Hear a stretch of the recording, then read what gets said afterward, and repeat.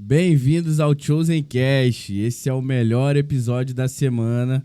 Estamos aqui mais uma vez compartilhando algo precioso e uma história hoje muito boa, né, Marcelo? É isso, meu amigo. Feliz demais de estar aqui mais uma vez nessa mesa, né? Saber que você está também aí acompanhando, que esse assunto, que essa conversa de hoje alcance seu coração aí. Ajude a gente, né, Wesley?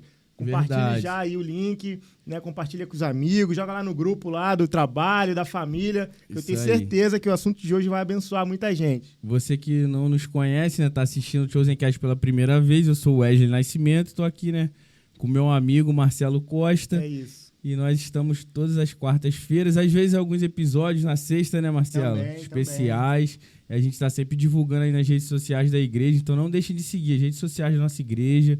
Não deixe também aí de dar aquele apoio, aquela moral, né, Marcelo? Com certeza. No YouTube aí, deixando... Se inscreva no canal, no YouTube. Deixando aquele like, né, pra galera. Comenta lá, isso participa, aí. Interage com a gente aí, nos ajude a fazer o Chosen Cast chegar ao maior número de pessoas, A né? ajuda de vocês é muito importante para isso.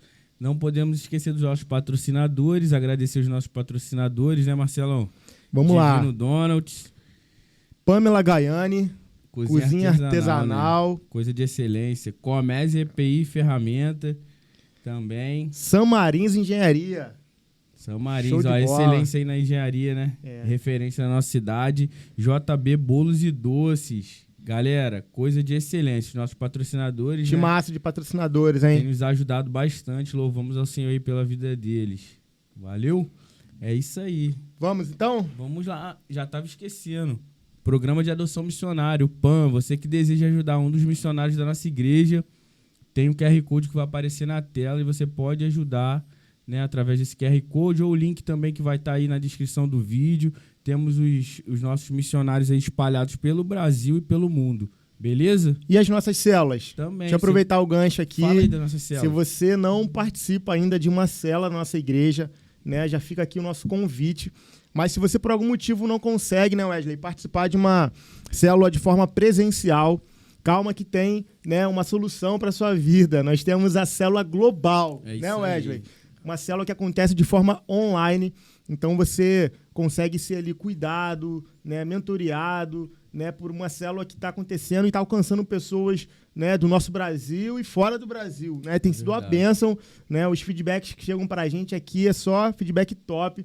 Pessoas ali têm sido, né, realmente cuidadas, vidas têm sido salvas ali, resgatadas através dessa célula online que a gente chama de célula global. Então já fica também o nosso convite aí para você participar. Isso aí.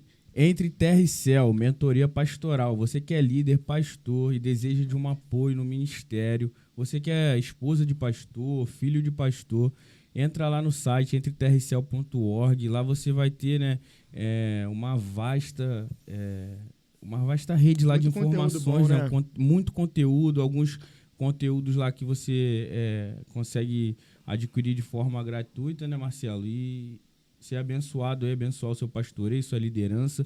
E já tem uma mentoria presencial marcada, né? Eu acho que para outubro. Lá no site do Entre Terra e Céu. Isso. E nas redes sociais você também consegue ter essas informações, beleza? E sem mais delongas, hoje temos a presença aqui do pastor Pedro Veiga. Obrigado, pastor, pela sua presença. Deixa aqui, antes de passar a palavra para o amigo, deixa eu aqui apresentar aqui de uma forma bem dinâmica aqui. Pastor Pedro Veiga, casado com a Lorena, pai do Artuzinho. Isso. Né? O pastor, ele é graduado em Engenharia Mecânica, graduando em licenciatura em História, bacharel em Teologia, pós-graduado em História do Cristianismo e Pensamento Cristão. Ele é mestre em Teologia, doutorando em Teologia, pastor da Igreja Batista Jardim Clarice, ali no bairro do Anil, no Rio de Janeiro, e vice-reitor dos seminários da Convenção Batista Brasileira. Meu amigo, seja muito bem-vindo ao Chosen Cast. A palavra está contigo aí. Muito obrigado, amigo. Eu estou muito feliz de estar com vocês aqui no Chosen Cast. Obrigado pela acolhida. Estou me sentindo em casa de verdade, viu? E você que está nos acompanhando aqui nesse podcast, eu tenho certeza que você vai se sentir em casa também, porque o grau de acolhimento desses irmãos aqui, desta igreja e desse bate-papo vai tocar a sua vida, seu coração, porque já tocou o meu. Aqui os bastidores já me abençoaram demais. Então, eu imagino que esse bate-papo vai ser muito bom. E eu estou feliz de estar com vocês aqui. Agradeço o convite e vamos lá, vamos conversar. Pastor, então vamos começar lá do começo, né? Lá do início. Vamos lá. É importante. Como foi o encontro do Senhor com Cristo, né? Como foi essa decisão aí? Aonde foi? Como que ela, né? Se foi assim uma coisa assim repentina ou se foi algo que, né, Deus já veio falando no coração há bastante tempo? Legal, eu gosto demais de falar desse assunto, viu? Porque eu acho que todo crente devia estar dando testemunho de conversão o tempo todo. É algo que todos nós que conhecemos o Evangelho, fomos salvos pela graça, deveríamos contar o tempo todo, porque todos estamos habilitados a fazer, né? E eu amo contar a minha história. Eu não nasci num lar cristão, né? Até os 19 anos, na verdade, eu costumo dizer que eu não ouvi o Evangelho de um cristão genuíno. Tive muitos testemunhos daqueles ruins, sabe? Cresci aqui na Taquara, aqui no Rio de Janeiro, na cidade do Rio de Janeiro. E, veja, eu tinha alguns evangélicos que passavam ali pela minha vida, mas nenhum deles genuinamente discípulo de Cristo. Os testemunhos eram ruins e eu chegava a dizer, olha, posso até pensar em alguma coisa com relação a Deus, mas ser evangélico sem condições nenhuma. É mesmo? Era. Eu tinha uma reticência grande com isso aí. E o meu pai era espírita e antes de eu nascer ele era pai de santo, era do candomblé. Depois que eu nasci, ele parou de praticar a religião. Minha mãe era católica não praticante também, então eu nasci num lar assim, dividido entre espiritismo e catolicismo não praticante. Fiz primeira comunhão, fiz essas coisas todas, mas mais por tradicionalismo. Então, não conheci o evangelho. Até que eu entrei para o Exército, né? Eu fui oficial R2 durante 8 anos, aqui pelo CPR do Rio de Janeiro. Servi em Santa Cruz 6 meses e depois 8 anos em Manaus, na Amazônia. Legal. E no processo do quartel eu conheci o meu discipulador. O nome dele é Rodolfo. Se der mole, ele está até ouvindo a gente ali agora. Deve estar nos escutando agora. E o Rodolfo foi o primeiro crente que eu conheci. O testemunho desse cara me impactou demais. Entre muitas coisas, eu sempre lembro de uma história que me marcou muito, porque depois que eu fui conhecendo a Escritura, eu vi que eu fiquei como Saulo ali aos pés. Vamos ver se vocês vão lembrar de quem, né? Porque esse rapaz, ele, numa bate-papo, numa conversa, ele resolveu dizer que estava noivo e que ele ia casar virgem. Você imagina isso num quartel de 200 homens, assim, tudo com 18 anos, testosterona saindo pela janela. O pessoal começou a pegar no pé dele. Não, cara, você não vai casar virgem, não. Isso é um absurdo. Que não Em Manaus, né? Não, isso no Rio ainda, aqui no CPR do Rio de Janeiro. Ele passou a ser alvo das brincadeiras da galera. Ele passou a ser alvo ao ponto de, num dia, o pessoal amarrar ele com cordas e trouxe, naquela época, né, não era tão comum, ou felizmente ou infelizmente, sei lá, a pornografia hoje é uma pena porque está aí nos celulares e em tudo. Antigamente era mais difícil de acessar. Então o pessoal levou aquela revista da Playboy antiga e fez ele ver a revista. E eu me lembro do testemunho dele amarrado, com os olhos fechados e dizendo, ele era embaixador do rei, né? E aí ele dizia, eu vou manter o meu corpo limpo. E ele sorria. Aquele cara estava amarrado, apanhando, sorrindo. Ele não maltratou, ele não devolveu a agressão. E eu estava aos pés dele, assim, né, do lado de cá, segurando a toalha e as coisas do pessoal que estava, né? Vocês lembram de Estevão? Eu fiquei como Saulo ali, cara, olhando aquilo e vendo ele sendo apedrejado e sem reação. Aquilo ali impactou a minha vida. Coração. Aquilo impactou. Dali pra frente a gente começou a ficar amigo. Eu fui me aproximando dele, mas para saber quem é esse cara, né? E aí, no final do ano, depois de uma jornada grande de capacitação, eu fui o segundo colocado da minha turma e ele foi o terceiro colocado. E ali teve um outro momento muito decisivo na minha caminhada, na minha aproximação com o Evangelho. Abriu uma vaga só para o Rio de Janeiro. E aí eu, como 02, tinha que escolher ou ir para Manaus ou ir para Resende, né? E eu não queria ir para Resende. Só que o quarto colocado era um cara insuportável, né? Na época, eu não crente, eu olhava desse jeito. Eu falei, não, eu não quero ir com o quarto colocado. Eu só vou para lá se for com o Rodolfo. Então, eu fui conversar com ele e perguntei, mano, você toparia ir para Manaus comigo? Porque se eu escolher Manaus e você for para Resende, é o quarto colocado que vai comigo para lá. E aí, então, ele entendeu de Deus que era para ir comigo. Entenda isso aqui. Esse cara estava fazendo faculdade na UFRJ de Química, ele estava noivo, e ele entendeu de Deus que ele tinha que seguir comigo para Manaus com 19 anos, porque Deus estava, além de confirmando a vocação dele, confirmando que ele ia me ganhar para Jesus. Ou seja, Deus me enviou para Manaus com o meu discipulador. A gente chegou lá, morou junto, eu dei um trabalho miserável pro Rodolfo. Imagina, 2 garotos de 19 anos, eu não crente, ganhando bem como oficial do Exército, sozinho em Manaus. Imagine que eu dei trabalho. Existia uma convicção muito forte no coração dele de que... Dele tinha. E ele orava por mim insistentemente, testemunhava, permanecia. Toda oportunidade que tinha, ele falava de Jesus. Até um dia que eu fiquei sozinho em Manaus, amigos abandonaram, a ex-namorada abandonou, e eu sozinho entrei em crise. Isso tudo no mesmo ano. E aí, adivinha quem sobrou? Só sobrou o Rodolfo. E aí, nesse dia, então, que foi quando eu realmente comecei a caminhada assim, para a tomada de decisão, né? Eu, desesperado, fui falar com Deus a primeira vez. Aí fui para uma igreja católica, que era o que eu tinha de referência, né? E aí sentei lá no banco, missa rolando, comendo solta, e naquele dia foi a primeira oração que eu fiz. Assim, eu falei, Senhor, se o Senhor existe mesmo, a hora é agora, porque eu não tenho mais expectativa de vida nenhuma. E ali Deus falou comigo. Ali foi a primeira vez que eu ouvi a voz do Senhor. Eu sei que era Ele. E hoje, depois de caminhar com Ele, eu consigo olhar para trás e falar, foi Ele que falou comigo. Engraçado que a primeira frase foi, levanta e sai daí, né? Então, assim, né? Quando eu conto isso, o pessoal ri. Nada contra os católicos, veja, não é isso não, tá? Mas foi o que Ele falou para mim. Então, eu vou fazer o quê? Foi a minha experiência. Só obedeceu.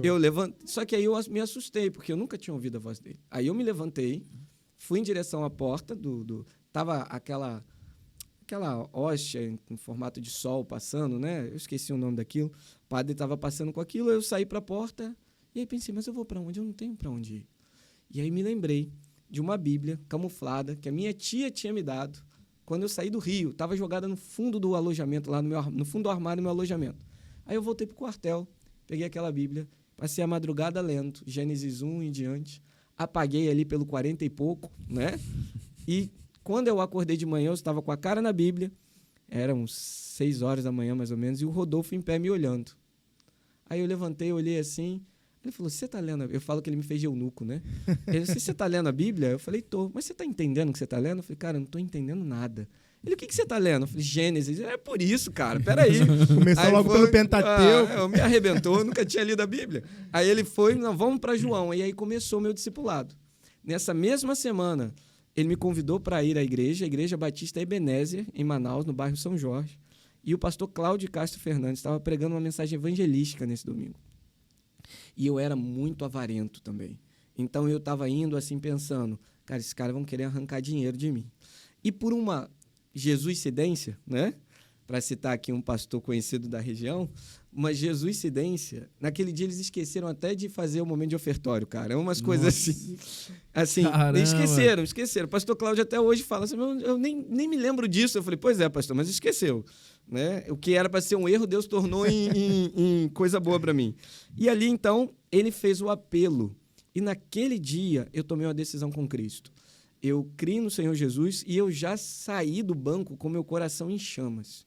Eu digo que no dia que nasceu o discípulo de Jesus, também nasceu o evangelista, porque quando ele estava saindo, eu abordei ele na saída e falei assim, pastor, eu quero ser batizado e eu quero fazer parte da equipe de evangelismo. Você tinha quantos anos? Eu tinha 19 para 20. 19 para 20.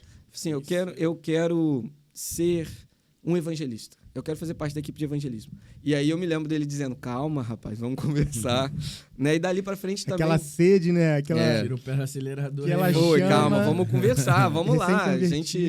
E interessante, porque o Rodolfo continuou meu discipulado e o pastor Cláudio começou comigo também. E ali, pouco tempo depois, eu fui batizado e comecei a minha jornada na igreja como promotor de missões. Né? Eu promovia as campanhas missionárias na igreja, fazia viagem de barco. A nossa igreja fazia muitas viagens de barco entre os ribeirinhos da Amazônia. Nossa. E aquilo foi só aumentando no meu coração. O pessoal diz que tem uma época que esfria. Disseram para mim que eu ia esfriar. Já disseram tanta coisa. Bom, eu ainda não vi isso acontecer. Eu espero em Deus que nunca aconteça. Mas a chama parece que só aumenta, cara. Então, amém. E hoje o Rodolfo continua meu amigo. Eu fui padrinho de casamento dele. Ele é padrinho de casamento meu. A Lorena é manauara, eu me amizade, casei então, ela até hoje. Os nossos filhos são firme e amigos. forte. Ele tem um filhinho mais ou menos da mesma idade do meu, chamado Josué. Arthur e Josué são amigos. Eu estava pregando, e veja, agora ele também é pastor, né? Que Eu fui legal. consagrado Que antes benção, dele. cara. Eu fui consagrado antes dele. Hoje ele também é pastor.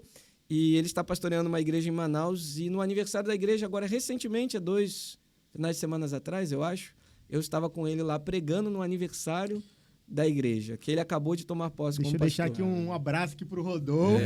Agradecer. Rodolfo, obrigado pela sua Rodolfo é importante, perseverança. hein, cara? Estamos aqui conversando com seu discípulo. É isso aí. Né? Valeu a pena todo o investimento ali, toda a conversa, aconselhamento. E pastor Veiga, né, arrastado aí vidas, né, participado de uma forma bem ativa no reino de Deus, e isso mostra que vale a pena, né, pastor? Investir, Sim. discipular, Vale. acompanhar, persistir, não é fácil. Com A certeza. gente aprende muito isso aqui na igreja, né? Não é fácil. E eu queria aproveitar essa conversa e perguntar como foi agora o início do chamado pastoral. Legal. A gente ouviu até aqui o processo da conversão. Vamos tentar dar Na conversão ali, eu acho que já teve algo, Eu né? fiz Deus um já. gancho ali, isso aí, foi sim, Deus foi já sim. tava falando aí, né? Bem no iniciozinho, na conversão, a chama já Foi. acendeu de uma Isso vez, aí. né? É verdade. E graças à misericórdia de Deus, nunca apagou, né? Amém. E essa jornada é interessante, né? Você agradeceu o Rodolfo, eu queria citar a Juliana também, que era a noiva dele na época e hoje é a esposa dele, né? E ele realmente casou e casou virgem, né? E casou mesmo, né? E assim, até hoje estão bem felizes e, enfim, é uma alegria para mim, inclusive, ser padrinho deles. Mas veja, o Rodolfo me ganhou para Cristo, mas lembre-se, na minha família não tinha crente, então eu fui o primeiro a me converter. E aí a sede evangelística primeiro impactou a minha família. A minha primeira vocação de chamada mesmo foi para ganhar meus parentes para Cristo. Então, eu comecei um processo de evangelização da minha família, usava as minhas férias como tempo de viagem missionária aqui no Rio de Janeiro, morando em Manaus, e minha família aqui. E aí meu irmão se converteu. Depois a minha mãe se converteu. E aí eu, minha mãe e meu irmão nos juntamos para ganhar o meu pai. Lembre-se que meu pai era, né? Sim. E aí foi uma batalha espiritual tremenda. Meu pai resistindo, foi a Manaus para ver o que estava acontecendo. Só faltava ele ali na casa. E ele resistindo. Passei por momentos de batalha espiritual assim com ele, o evangelizando. E o meu pai via, né? Assim, ele dizia que via claramente. E aí teve um dia, inclusive numa praça, a gente conversando, foi a primeira vez que ele falou assim para mim: não, filho, eu não quero mais te ouvir. E eu disse: pai, por quê? Ele falou: não quero mais te ouvir. Eu falei: pai, a gente sempre foi amigo, o que foi? Você nunca disse isso para mim? Ele falou: não, eles estão falando que vão matar você. Eu falei: eles quem, pai? Os espíritos que me guiam, né? Eu falei assim: pai, peraí, como assim? Eles estão aqui? Sim, estão. E eles estão dizendo que vão me matar? Então tá bom. Eu me levantei e falei assim: ó, vocês estão falando que vão me matar, né? Se vocês têm condição de fazer isso, façam isso agora. O meu pai ficou meio pálido na hora. Filho, pelo amor de Deus, não faça isso. Eu falei: não, pai, se vocês têm condição de me matar, me matem agora. Mas como eu sei que vocês não têm, vocês vão embora em nome de Jesus. O meu pai travou, olhou para mim e falou assim: que Deus é esse que você serve? Eu nunca vi eles com medo. Então, aquele dia ali foi muito marcante para mim também no meu processo vocacional, né? E alguns meses depois, no dia do batismo do meu irmão, o meu pai se converteu. Hoje, meu pai é membro da nossa igreja, é o promotor de missões da igreja. Só para vocês terem uma noção, né? Glória a Deus. É assim, tá lá firme e forte lá. Amém. Hoje eu tenho... Ele é meu pai e eu sou o pastor dele. Amém. É um negócio interessantíssimo, né? Amém. Minha família está toda lá na igreja hoje. Bom, depois minha avó se converteu e faleceu, já está com o Senhor na glória. E, por fim, o meu avô, aos 82 anos, se converteu e foi batizado no dia da organização da Igreja Batista Jardim Clarice. Eu e meu irmão estávamos juntos lá no batistério para batizar o meu avô aos 82 anos. Então, veja a perseverança do Rodolfo e da Juliana em oração, em discipulado. E aqui eu estou citando algumas pessoas próximas da primeira onda de vocação minha, né, que foi minha família. Mas, veja, com as viagens missionárias e o envolvimento com a obra, eu falo isso para todo vocacionado. Você quer discernir a voz de Deus, a vontade de Deus, sirva a Jesus na igreja local, sirva seus irmãos, e você vai compreender progressivamente essa vocação. E foi assim comigo, de fato. E eu digo que eu sou Pedro, não é à toa, né? Eu recebi 3 chamadas. E não é que eu recusei o Senhor, é que eu não entendia mesmo. Então, a primeira vez que ele me chamou foi em 2 Timóteo 2,15, num momento devocional, nessa minha jornada de família, de missão e tudo, no quartel, e enfim. E aí, num momento devocional pela manhã, eu estava lendo o texto e eu percebi que o texto estava mudando de sentido. Deus estava falando comigo claramente, eu ouvi a voz dele com o texto bíblico. Procura apresentar-te a Deus aprovado, como obreiro que não tem do que se envergonhar e que maneja bem a palavra da verdade. Naquele momento, eu percebi que tinha algo diferente acontecendo. Só que eu não entendi. Eu achei que era para me dedicar mais ao ensino, ao estudo da palavra, me aplicar mais. Comecei a dar aula na escola bíblica dominical, comecei a estudar mais, me interessei mais. Na época, né, não tinha acesso ao Seminário do Sul. Hoje, se você está ouvindo esse chamado, as inscrições estão abertas, viu? Para o Seminário do Sul. Aproveita. Porque na época eu não tinha essa possibilidade. Graças a Deus, depois eu tive, mas no início, feito.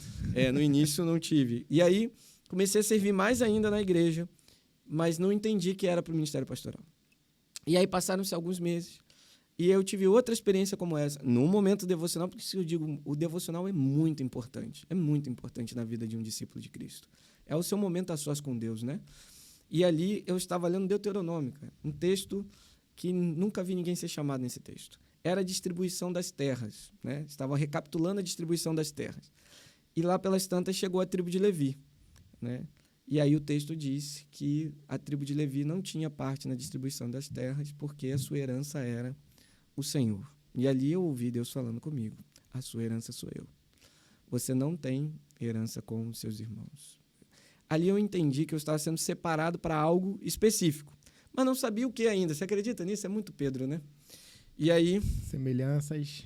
Impressionante. E aí eu falei, vou ser missionário. Então minha vocação missionária aconteceu naquele momento. Falei para minha esposa, olha, acho que vamos para o leste europeu. Ela ficou doida. Eu falei, amor, não sei o que é, mas eu estou disposto para ir para qualquer lugar que Deus mandar. E eu, promotor de missões, conheci os campos todos. Então, eu estava assim, pesquisando e tal, com o coração queimando. Eu falei, Deus vai nos levar. E aí, ela foi se preparando para isso, orando também. Eu falei assim, amor, não falou nada comigo não, vamos orando. E aí veio a última chamada, que foi em João 21. Aí ele me chamou pelo nome. Ele me levou para a praia, porque eu curto praia demais, curto muito praia. Sabendo. E João 21 é o episódio da restauração de Pedro, né? Depois daquela pesca milagrosa, Pedro pula na água e se encontra com Jesus, churrasquinho na praia. Esse é o nosso Jesus, cara. Churrasquinho na praia, peixinho, pãozinho. Praia. Pegou o Pedrão, sentou lá, traz os peixes pra gente comer aqui, passou a mão no ombro e foi, caminhar com ele na praia. E ali foi o momento, eu sei que talvez você que esteja nos ouvindo fala, eita, isso aí ficou meio... Pois é, na minha experiência. Eu me senti caminhando na praia com Jesus. E eu não me apercebi de ter sido transportado para aquela cena. Eu estava sentado na minha cama, mas na minha cabeça eu estava com ele. E ali ele me perguntou a primeira vez, Pedro, você me ama? E aí eu lembrei de 2 Timóteo 2,15. E aí eu respondi, Senhor, eu te amo. Ele falou, vai apacentar as minhas ovelhas. E aí ele me perguntou de novo, Pedro, você me ama? E aí, essa altura, eu já estava chorando, cara. E eu falei, Senhor, eu te amo. Vai pastorear os meus cordeirinhos. E eu me lembrei de Deuteronômio. E aí, a terceira vez, Pedro, tu me amas? Eu já estava chorando por tudo que tinha caminho para chorar. Nariz, orelha, tudo. Já estava destruído já. E com vergonha, com muita vergonha, por não ter compreendido, por não ter entendido o que ele estava falando.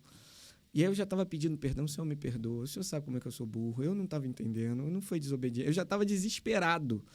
E a sensação dele sorrir para mim e falar assim, vai pastorear as minhas ovelhas.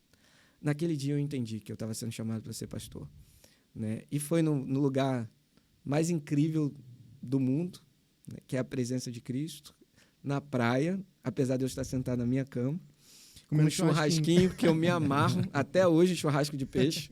Eu acho que... Churrasco de peixe. O tambaqui assado na brasa, já lá de Manaus, é incrível. Já até hoje. Toda vez que eu como tambaqui, eu lembro do mestre. Eu falo, Senhor, a gente ainda vai comer esse tambaqui juntos. Né? Porque, de fato, até hoje, aquele momento me marcou. E dali eu entendi que eu precisava seguir para o ministério. E não enrolei. Nesse ano foi 2015. Dezembro de 2015, eu me mudei de volta para o Rio de Janeiro, para o Seminário do Sul.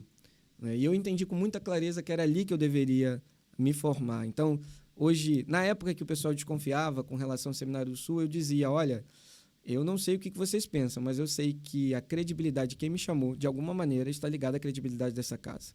E se ela está perdida agora, ele vai restaurar. Quando eu cheguei em 2016, ela ainda não estava restaurada. Mas eu vi a restauração em 2017. E de 2017 em diante, a casa passou por um processo de restauração e avivamento, de centralidade da palavra de Deus, de amor por Jesus Cristo, da chegada de novos vocacionados, que até hoje a gente vem desfrutando disso. Então, vale a pena obedecer ao Senhor, até quando as circunstâncias parecem desfavoráveis ou que o caminho não é bem aquilo que você imaginou. Eu não queria voltar para o Rio. Eu me lembro de eu falando para Deus, quando ele falou assim, Rio de Janeiro, eu falei, não, Senhor, eu estava África, né? China, Nova Zelândia, eu sou doido pela Nova Zelândia. Nova Zelândia. Eu sou doido pela Nova Zelândia. Aí, Rio de Janeiro, eu falei, não, Senhor, Rio de Janeiro eu vim de lá. E aí eu não estava entendendo. Volta para casa. Não era a minha casa mais. E isso é interessante, né? Eu falo que eu sou carioca de nascimento, mas eu sou manauara de novo nascimento. O Pedro que está conversando com Tantos você anos lá é já, manauara. Verdade. Porque eu nasci lá, de novo lá. O outro Pedro morreu. Então, assim, essa vinda de Manaus para cá foi um envio missionário mesmo, né? E eu sou muito grato a Deus por essa experiência e por poder servi-lo como pastor. Eu faria tudo de novo. Nossa. Eu sei que eu tenho poucos anos de ministério, mas, assim, não trocaria isso por... Mas as experiências, né, Marcelo? Por nada. Muitas experiências muito impactantes, né? Dava pra gente ficar aqui horas só conversando sobre essa fase, né? Essa etapa foi uma fase da muito vida, especial. né? Foi sim. E aí, nessa missão no Rio, né? A gente conversou um pouquinho, o senhor veio plantar uma igreja, o senhor plantou essa igreja, não é isso? Então, cara, deixa eu te falar a verdade. Eu não vim plantar a igreja. Quando eu vim para o Rio de Janeiro, eu vim com a obediência de ter que me capacitar para o ministério pastoral. Foi o que eu entendi. Eu sou um cara difícil, eu sou meio petrino mesmo. Um cara meio difícil de entender as coisas. Então, quando eu chego no Rio, eu chego para capacitação, tanto que meu foco era o seminário. Eu saí do exército, né, completando o tempo de 8 anos, e aí peguei aquela pecuniária boa e tudo. Sim. Falei, dá tempo, eu sou engenheiro, dá tempo de eu arrumar um emprego, né? Eu consigo pagar algumas mensalidades do seminário, e aí eu começo e depois eu vejo o que Deus vai fazer. Só que aí Deus tinha outros planos. Quando eu cheguei no Rio, a primeira coisa que aconteceu foi a igreja, para onde eu caminhei a minha família, que eu contei para vocês que foram se convertendo, sendo batizados, eu fui encaminhando eles para uma igreja chamada Primeira Igreja Batista em Jacarepaguá, ali no bairro do Pechincha, no Rio de Janeiro. E eles se tornaram todos membros lá. Quando eu cheguei, então, no Rio, né, para o seminário, o pastor Elias Werneck, que era o pastor da igreja, disse, rapaz, a sua igreja é aqui, né? Você pede carta lá da Ebenezer para cá, porque a sua família está toda aqui. E o seminarista acabou de se formar, o que a gente estava investindo. Nós queremos que você seja o seminarista da nossa igreja. E a igreja assumiu integralmente o meu seminário. Nossa. Eu não paguei R$1. Até hoje eu sou muito agradecido a Deus a esta igreja. E aí assumi, tinha um projeto. Aí ele disse o seguinte, olha, tem um ponto de pregação já há alguns anos, né, lá em Jardim Clarice. Tem 13 anos esse ponto de pregação. Em 2016 ele tinha 13 anos. Eu queria que você começasse a frequentar lá e visse se Deus fala alguma coisa com você, vai servindo lá como seminarista. Tem um pastor que está responsável, né, que é esse que acabou de ser consagrado, mas ele está em processo de saída. E aí eu falei, não, tá, tudo bem. Fui visitar. Era uma lojinha, gente, no fundo de um conjunto, meio empoeirado, assim, pequenininha. Falei, isso aqui não vai ser a igreja nunca. Eu voltei pro pastor e falei assim, pastor, não quero não. Eu vim para cá para estudar, não vim para cá para isso. Não tem nada a ver comigo isso aqui. Eu nunca plantei igreja, eu não sei nada sobre isso. Ele falou, você orou? Eu falei, eu nem orei, pastor. Nem orei.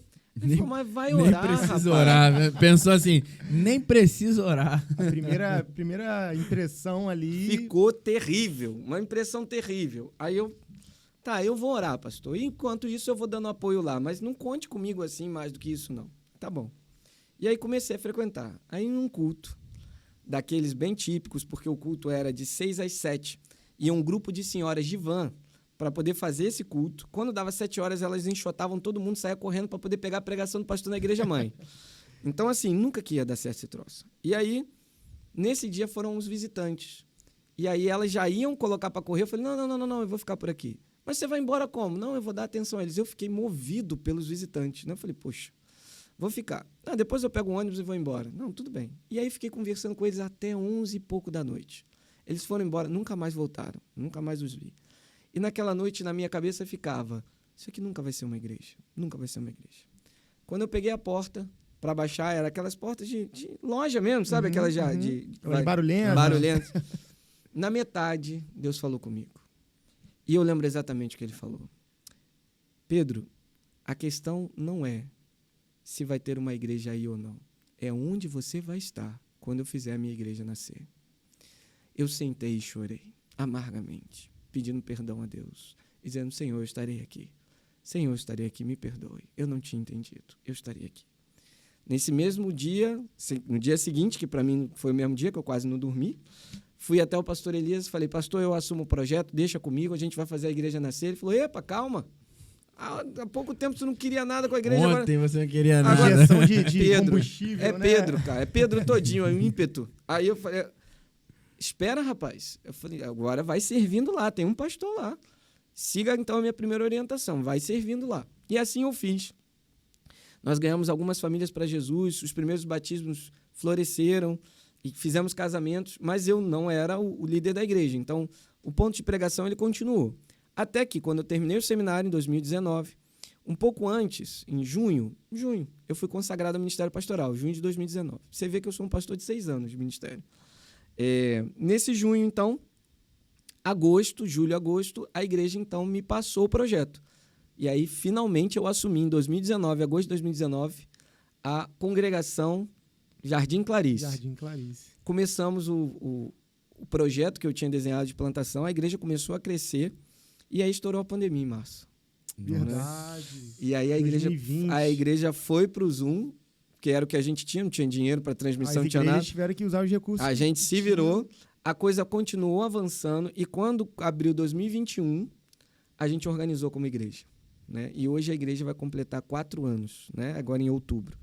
É uma igreja viva, uma igreja Amém. Que nasceu junto comigo. Eu digo assim, enquanto Deus estava formando um pastor, ele estava plantando a igreja e aprimorando um missionário, né? E nesse mesmo tempo meu filho nasceu. Então foi assim, foram vários filhos nascendo juntos, né? E esta igreja eu tenho assim uma gratidão muito grande, porque eu aprendi a ser pastor lá, né? Então Deus me formou como pastor naquela igreja e hoje eu sou pastor da igreja. Tem outros pastores lá também, pastor Francisco, pastor João, né? Todos consagrados lá, tem seminaristas, o João está aqui com a gente, né? O Matheus Tonon. João.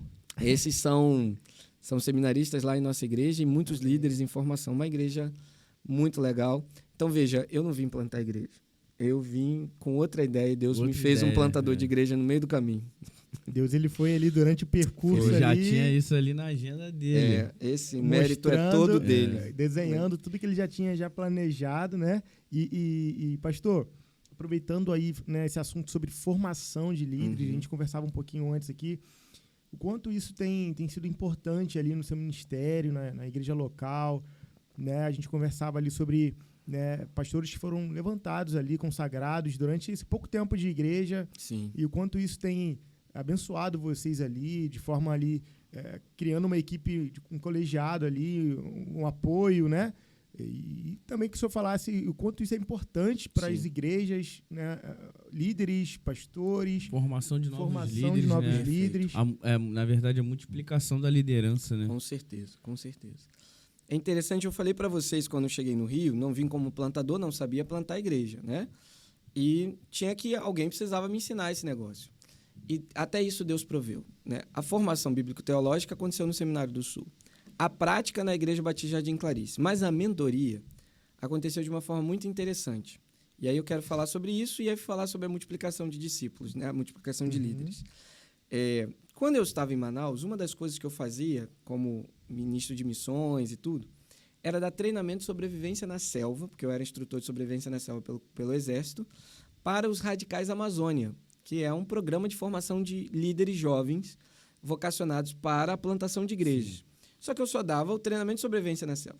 E ali fui fazendo amizades com missionários de missões nacionais, pastor Donaldo e Marinalva e outros missionários da Junta de Missões Nacionais. Quando eu vim para o Rio, eles ficaram muito preocupados, porque o seminário estava numa fase difícil. E o que eles pensaram? O menino vai se perder, né? Foi o que eles se preocuparam. E aí, Marinalva ligou para o pastor Samuel Mouta, que era o gerente de missões da Junta de Missões Nacionais à época. E disse a ele, lembra do tenente? Eles me chamavam assim, né? Lembra do tenente? Ele foi para o RIP Seminário do Sul. Pastor, a gente está preocupado. Esse menino vai se perder. E aí, então, ele me chamou para conversar. Eu procurando emprego em vários lugares e tal, tinha acabado de chegar. Fui lá para a Junta de Missões Nacionais, em Vila Isabel, era a sede, para conversar com o pastor Samuel Mouto. E a conversa era sobre influência, teologia liberal, aquela coisa toda. Ele passou a tarde toda conversando comigo, assim, para ver se eu tinha firmeza para entrar no seminário. E ele percebeu que sim. E aí ele falou, olha, se você quiser, nós estamos à disposição para acompanhar a sua jornada. Eu agradeci muito, mas, sinceramente, eu estava querendo mesmo era, né, ver se eu conseguia trabalhar lá, né? Mas era um sonho de promotor de missões, mas eu agradeci e tudo. Bom, naquela semana, Deus incomodou demais o pastor Samuel Mouto. Ele disse que ele pensou em mim diversas vezes durante a semana. E aí, na outra semana, na aula da professora Teresa Kiel, que ainda é nossa professora de Antigo Testamento, ele bateu na porta da sala, entrou. Isso foi em março de 2016, tudo no mesmo ano. Meu Deus. E aí, falou, tenente, eu precisava falar com você. Professora, você deixa? Ele falou, claro, eu saí. Assim, cara, eu pensei em você a semana toda. Sei que você é engenheiro, a gente não tem condição de pagar o seu salário, mas eu queria saber se você não gostaria de trabalhar no meu time, como analista de projetos missionários. E aí você, além daquela mentoria, poderia acontecer regularmente e você também poderia ter uma fonte de sustento ligado à missão. Falei, olha, eu vou conversar com a minha esposa, doido para aceitar, né? Vou conversar com a minha esposa, nós vamos orar. E Deus confirmou que era isso. E eu fiquei 9 anos na junta, né? E nesse tempo, além de analista, eu coordenei o Nordeste, os missionários do Nordeste por 2 ocasiões, Bahia, Sergipe e Alagoas, os plantadores de igreja dessa região. Coordenei por 2 ocasiões, me tornei gerente de projetos missionários. E nesta caminhada, eu tive um mentor muito querido, chamado Renato Vernet. Ele já está na glória. Ele faleceu de Covid na pandemia. Sempre muita dificuldade de falar dele. A garganta embarga. E esse homem, ele caminhou comigo de muito perto. E um dos projetos e sonhos dele se chamava Programa de Formação Missionária, que tem como visão de formação de líderes um tripé que envolve prática, mentoria e formação bíblico-teológica. Ele me ensinou, a partir do episódio do Lava Pés, de João 13, que depois se tornou o meu texto base da minha pesquisa de mestrado, que o verdadeiro líder, ele não impõe autoridade. Ele tem a autoridade dele reconhecida pelo caminho do serviço. Sim. E isso marcou muito a minha vida, né? Essa foi a minha pesquisa também. E aí eu comecei a perceber que o principal papel de um líder era formar outros líderes para que o evangelho chegasse aos confins da terra. Nenhuma igreja nasce sem a multiplicação de líderes. O movimento de plantação de igrejas não acontece sem a formação e desenvolvimento de novos líderes. E, para isso, precisamos de líderes que deleguem autoridade e não só tarefas, né? Que realmente invistam para que a sua influência se potencialize na influência dos outros e estes outros possam influenciar mais do que ele mesmo. Verdade. E essa é a alegria do líder, né? E eu vi isso na vida do Renato, ele fez isso comigo. E é interessante porque no meu tempo de formação eu tinha bíblico-teológica no Seminário do Sul, a mentoria na Junta de Missões Nacionais e a prática na Igreja Batista Jardim Clarice. Então, eu costumo dizer que eu fui um radical, Rapaz, né? Então, essa experiência me levou a esse coração de formação de líderes. E isso logo começou em Jardim Clarice, né? O Mateus foi o primeiro, e eu me lembro da crise, né? Eu dizia para Deus em oração, nas lutas da plantação de igreja, se você é plantador de igreja, você entende o que eu estou falando. Aquele sentimento de estar sozinho. Eu disse, Senhor, eu sempre estive ao lado do Cláudio, lá na Ebenezer. Poxa, e cadê o meu Pedro? Eu preciso de alguém do meu lado. E nessa mesma semana, o Mateus apareceu, com algumas questões, muito inquieto, muito zeloso do Ministério de Juventude da Igreja Mãe, com o coração apertado, querendo servir, com aquela luta da juventude. E eu falei, cara, vamos caminhar junto? E nunca mais paramos de caminhar juntos. Ele tem sido meu companheiro de lutas desde então. Um homem de Deus. E meu filho chama ele de tio, né? Pra vocês terem uma noção assim, do nível de intimidade. E nos momentos mais difíceis dessa jornada, esse cara estava comigo do meu lado. Eu sentia muita falta do Rodolfo, porque o Rodolfo estava em Manaus. Mas Deus proveu um Rodolfo para mim aqui no Rio de Janeiro. Nossa, que bênção. E hoje é da turma do João, é seminarista, é o vice-presidente da igreja, um homem de Deus. E, assim, uma alegria para mim, minha mãe chegar para mim e dizer assim, olha, eu tenho 3 pregadores preferidos. Você era o primeiro, Mateus te passou. E eu, feliz da vida, ela, você não ficou com ciúme? Eu falei, mãe, eu fiquei feliz da vida. Que alegria saber que o Mateus me passou. Assim, e passou mesmo, o homem prega muito. Eu fiquei tão feliz naquele dia e eu tenho visto o crescimento dele. E eu não consigo sentir outra coisa senão alegria. Eu costumo dizer que ele me sucedendo, eu vou ser ovelha dele na mesma igreja com a maior paz. E a igreja vai viver em paz com isso. Outros pastores ouvem isso e falam, isso é loucura. Eu falei assim, é loucura para vocês. Pra gente, isso é normal. Um verdadeiro formador de líder. O coração do líder, né? O coração do líder é assim. A nossa alegria lá. E isso tem se multiplicado em muitos outros líderes, né? Hoje somos mais de 12 líderes, entre alguns para o ministério pastoral e outros exercendo seus dons e talentos nos ministérios da igreja. Tem sido um tempo... aquela igreja... Às vezes, quando a gente se reúne com pastor, às vezes tem um costume chato, os pastores ficar reclamando de igreja e tudo. Eu fico calado, sem graça, porque se eu reclamar... eu estaria sendo um hipócrita, eu não tenho o que dizer daquela igreja. Aí, às vezes, eu fico sem graça, sabe? O pessoal falando assim, gente, desculpa, eu não tenho o que dizer. A minha vida na igreja local sempre foi uma bênção. Tem sido leve o pastoreio ali, claro, com os desafios que todo, né, chamado pastoral tem. Sim. Mas tem sido, então, leve esse tempo ali, esses 4 anos. Deixa eu te contar que os meus desafios estão todos na denominação, porque na igreja local, meu irmão, é o meu bálsamo. Às vezes dá vontade de sair correndo só para ir para lá. Tô falando até demais. Entendeu? Porque a igreja é a minha alegria. É assim, eu fico contando a hora de encontrar os irmãos, de ir para o discipulado, da gente ir para o encontro de mentoria segunda-feira, no final do dia, que a gente tem com os pastores da igreja. Assim, são os meus momentos de descanso. Eu descanso. Né? E é legal como a minha esposa e o meu filho têm essa percepção também. Muito bom. Como eles são amigos e tudo isso. É muito legal. Tem sido uma experiência muito boa. O coração do líder, do mentor, né, do pastor ali que é mentor, é realmente formar um outro pastor que seja melhor do que ele, né? A intenção dele é essa. A gente tem aprendido isso também, né, Marcelo? A alegria maior do discipulador é ver o seu discípulo como crescendo, líder, né? A gente, como líder de célula, a nossa intenção é que a gente forme, né, um líder melhor do que nós fomos, a liderança dele seja melhor do que a nossa. Então, realmente, a gente se alegra, né, quando um líder ele consegue desempenhar ali um papel muito melhor.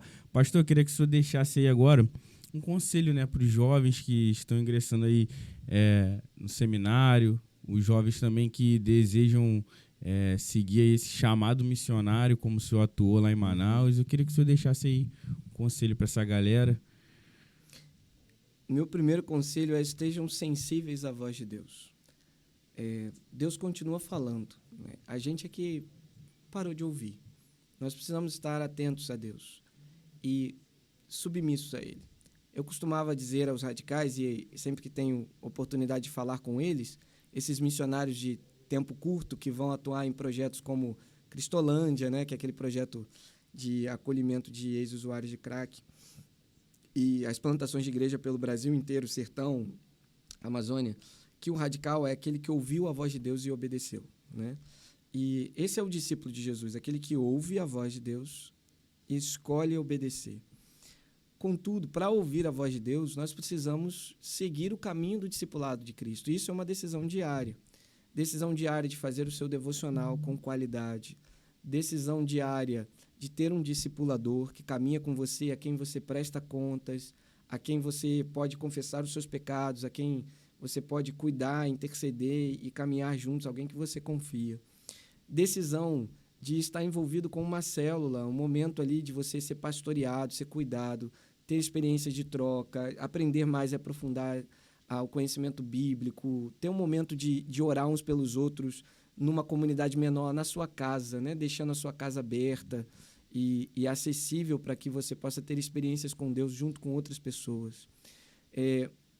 Perseverar em estar junto com a igreja reunida em culto, né? Ouvindo a pregação do seu pastor. A gente, às vezes, que tem paciência para ouvir 1 milhão de pregações no YouTube, enfim, em podcast, tudo que é jeito, aí não vai para o culto para ouvir o pastor que ora por você todo dia, que te visita quando você está doente, que te aconselha quando está com crise no casamento. A gente dá ibope para um monte de pastor sem vergonha que nem sabe quem nós somos, e aquele pastor lá, que é o teu pastor que está cuidando de você, aí você não quer ouvi-lo no domingo. Por causa de quê?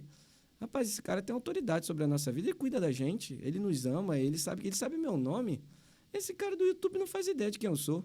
A gente tem que voltar a valorizar os nossos pastores e a nossa congregação local, nossa comunidade de fé, né? Que é ali que a gente... tem gente que eu não gosto, tem gente que eu gosto. Mas que bom, isso é sinal de que você conhece pessoas e elas te conhecem. Essa relação que as novas gerações têm escolhido de, pelas redes sociais, manter distância, né? E trocar apenas interesse, isso não sustenta ninguém.